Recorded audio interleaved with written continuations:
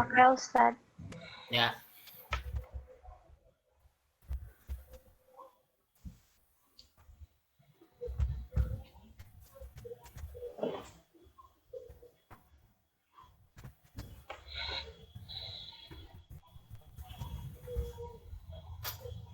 Nah, dalam membuat laporan arus kas, ingat materi saya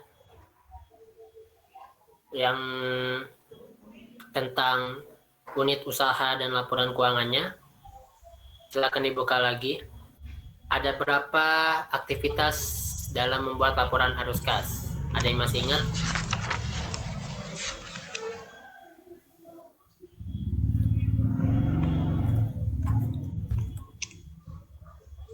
Arus kas.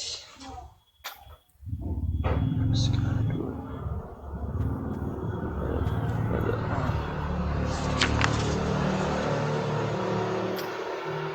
Ada yang ingat?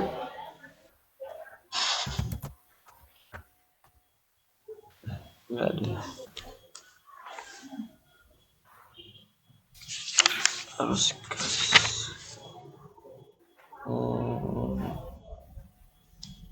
Apa tadi? Dalam membuat laporan arus kas ada aktivitas yang harus kita identifikasi. Ada berapa aktivitas? Di dalam laporan arus kas? 3, bukan Ustaz? Apa aja? Arus kas. Ini dari PPT yang Ustaz itu loh, Ustaz. Ya, boleh. Arus kas dari aktivitas operasi. Terus arus kas dari aktivitas investasi sama arus kas dari aktivitas pendanaan. Oke, ya. Ada 3 aktivitas di dalam laporan arus kas. Pertama, arus kas dari aktivitas investasi. Nah, apa aja sih arus kas dari aktivitas operasi? Nah, arus kas dari aktivitas operasi itu hanya berkaitan dengan penerimaan dan pengeluaran. Ingat ya, karena perusahaan itu pasti dia melakukan kegiatan operasional, yang pastinya kegiatan operasional itu dia ada penerimaan dari jualan, baik jual jasa ataupun jual barang. Pastinya untuk menghasilkan penerimaan itu kegiatan operasi selanjutnya ada biaya yang harus dikeluarkan. Baik biaya gaji, biaya sewa, dan biaya yang lainnya yang berkaitan dengan operasional. Nah, tadi ya.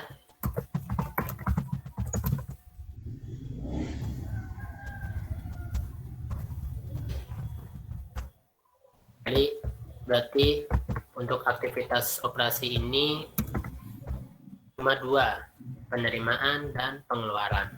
Nah, penerimaan ini sumbernya dari mana? Pastinya dari pendapatan. Oke. Nah, ini clue berikutnya. Saya nggak tahu ya, udah berapa clue yang saya berikan ke teman-teman. Jadi tolong teman-teman diingat dan dicatat. Dalam membuat laporan arus kas itu, saldo akhirnya harus sama dengan akun kas. Kalau kita tadi udah buat laporan neraca, jumlah kasnya itu 400.000, berarti di dalam laporan arus kas yang akan kita buat nanti, saldo akhirnya harus 400.000. Oke. Kalau saldonya masih lebih besar atau lebih kecil dari 400.000, berarti salah. Ada yang salah teman-teman dalam mengidentifikasi mana-mana yang masuk ke dalam laporan arus kas. Yang kedua, dalam membuat laporan arus kas, sumbernya dari buku besar kas, bukan dari laporan keuangan, baik laba rugi perubahan modal maupun neraca atau posisi keuangan. Sumber membuat laporan arus kas harus dari buku besar kas. Oke ya. Nah, biar jadi angkanya sama dengan laporan keuangan untuk akun kas, itu tujuannya. Jadi sumbernya nggak boleh salah. Kalau teman-teman udah salah sumber, udah pasti ya bisa pastikan saldonya nanti akan kacau, saldo akhirnya. Nah, kita mulai. Untuk arus kas dari aktivitas koperasi, ada penerimaan dan pengeluaran. Pertama, penerimaan. Kita lihat penerimaan itu, ingat ya, tadi kan saya bilang sumbernya dari buku besar kas, berarti penerimaan kita ambil dari buku besar kas. Buku besar kas, karena dia penerimaan, berarti kan uangnya masuk. Berarti kita masukkan dari angkanya dari debit.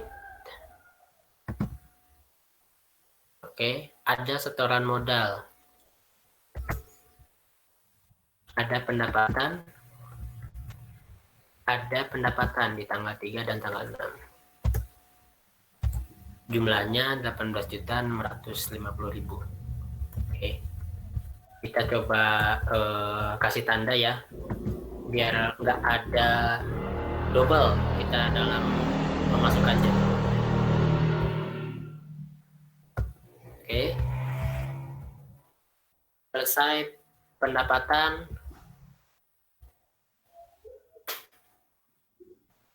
kita ke pengeluaran. Nah, kalau ini berkaitan dengan penerimaan, ini pengeluaran. Kalau tadi ini di debit, berarti pengeluaran kita ambil di kredit. Nah, berarti yang masuk ke kredit 3 juta dan 1.500.000. 3 juta bayar sewa masuk nggak?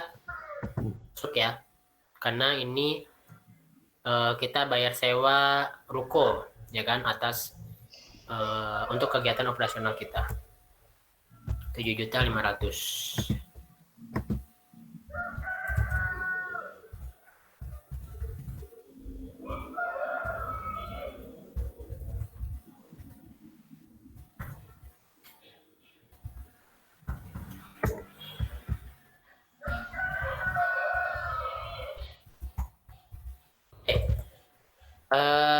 Mohon maaf, untuk penerimaan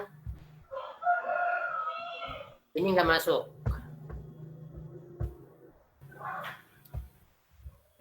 ya. Ingat ya yang tadi saya bilang, kita dalam membuat laporan arus kas ada 3 aktivitas. Tadi sudah disampaikan sama teman kalian, operasi, investasi, dan pendanaan. Pertama, aktivitas operasi. Operasi sudah pasti berkaitan dengan kegiatan operasional perusahaan. Ada penerimaan, ada pengeluaran.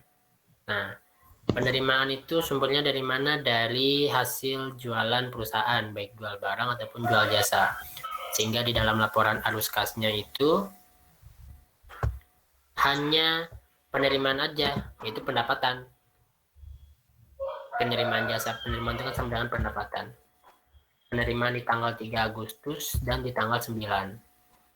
Oke. Nah, sedangkan pengeluarannya bayar sewa, bayar gaji, bayar listrik. Oke. Jadi ini bisa dibilang clue lagi nih. Kenapa dalam membuat buku besar teman-teman kemarin saya minta untuk dikasih keterangan.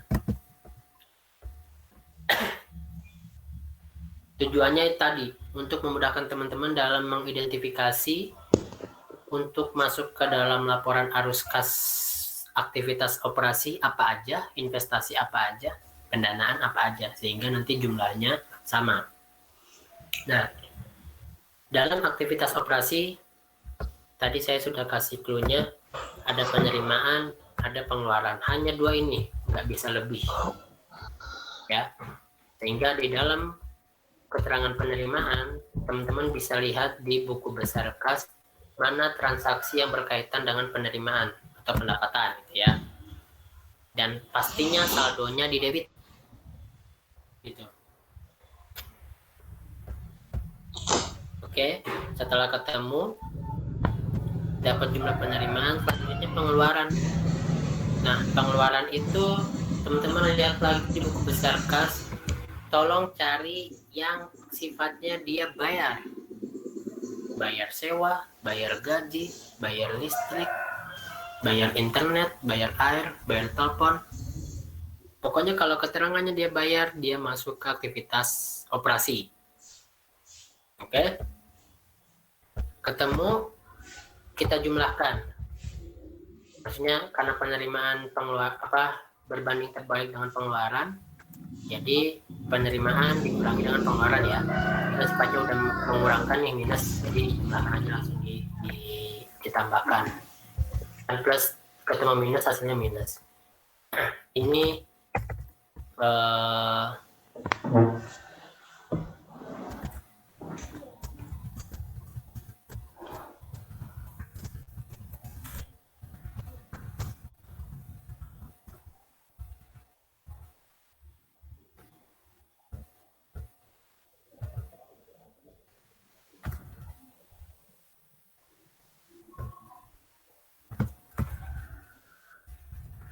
kemudian ada arus kas dari aktivitas investasi. Kita sudah dapat angka dari aktivitas operasi. Sekarang kita lanjut ke aktivitas investasi. Nah, arus kas dari aktivitas investasi isinya hanya pembelian aset tetap. Oke, isinya hanya itu, nggak bisa dikurang-kurang, hanya ini. Berarti kita lihat di dalam buku besar kas, beli aset mana? Oh ini, 8.750.000. Kita kasih tanda dulu biar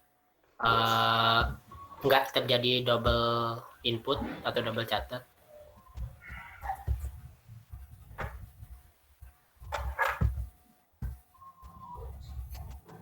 Sehingga arus kas yang digunakan untuk investasi 8.750.000.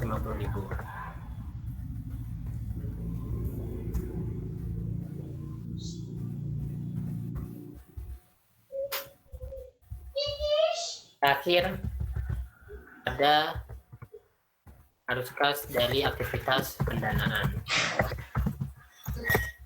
Nah, arus kas dari aktivitas pendanaan ini isinya modal dan prive kalau ada ya. Nah, kita bisa lihat kalau modal di dalam buku besarnya itu udah pasti di debit karena dia sifat kas. Sedangkan prive pasti dia di kredit, mengurangi kas.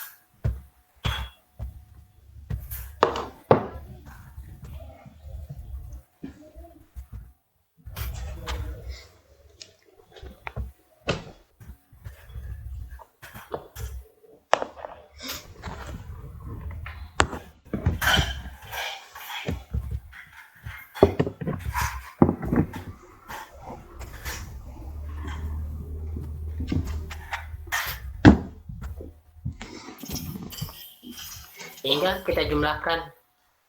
Tadi kan dibilang arus kas itu terdiri dari 3 aktivitas. Jadi ketika kita sudah ketemu aktivitas operasi berapa, investasi berapa, dan pendanaan, kita jumlahkan, hasilnya 10.400.000. Nah, kita cek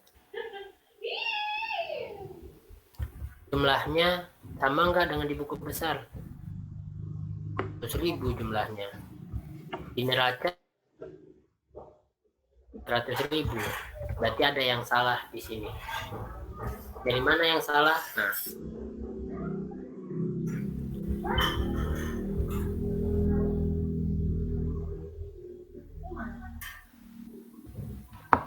Itu Ustadz, itu kan yang arus kas dari aktivitas operasi, kata Ustadz penerimanya itu kan dari pendapatan ya. Nah, ya. yang itu Ustadz masih ditulis dari setoran modal. Oke, yang 10 jutanya ya. Ya. Oke. Ya, betul.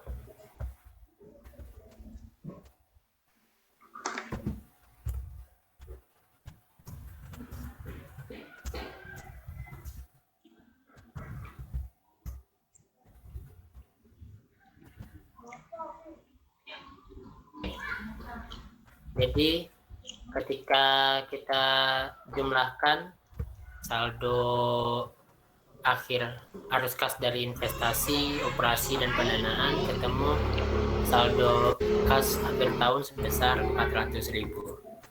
Sehingga saldonya sesuai dengan yang ada di laporan neraca untuk akun kas 400.000 dan sesuai dengan buku besar sebesar 400.000. Oke, sampai sini bisa diikut.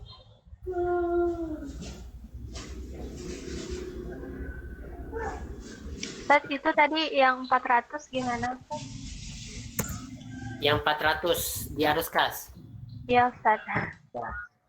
Ini 400 ini diperoleh dari saldo akhir arus kas dari aktivitas operasi ditambah dengan aktivitas investasi ditambah dengan aktivitas pendanaan, sehingga jumlahnya 400.000. Itu tadi kenapa bisa berubah gitu, Ustaz? Oke, tadi saya diingatkan oleh siapa tadi? Vina. Yang ngasih tahu saya?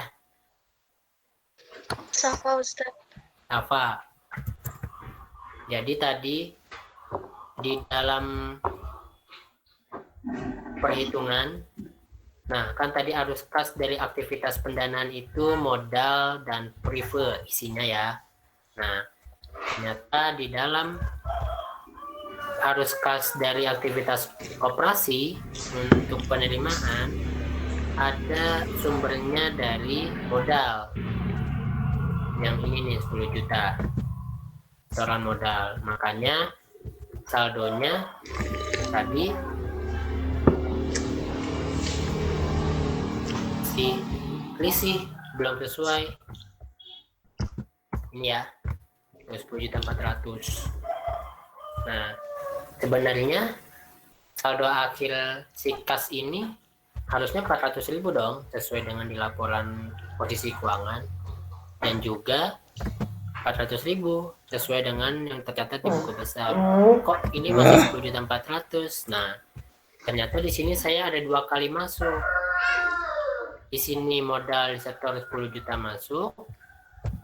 Ini ya.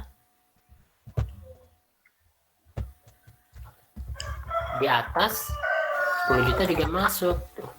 B6. BB D6. Ya. Nah, karena 2 kali masuk, jadi harus dibuang salah satunya. Dan yang benar 10 juta itu masuknya ke bawah aktivitas pendanaan karena dia setoran modal. Ingat, di sini udah ada clue-nya. Penerimaan berarti dia di buku besar yang penerimaan.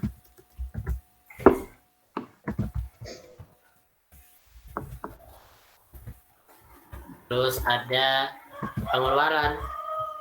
Berarti di buku besarnya dia yang sifatnya bayar. Ini dia. Bayar sewa, bayar gaji, bayar listrik. Sedangkan beli kendaraan masuknya ke aktivitas investasi.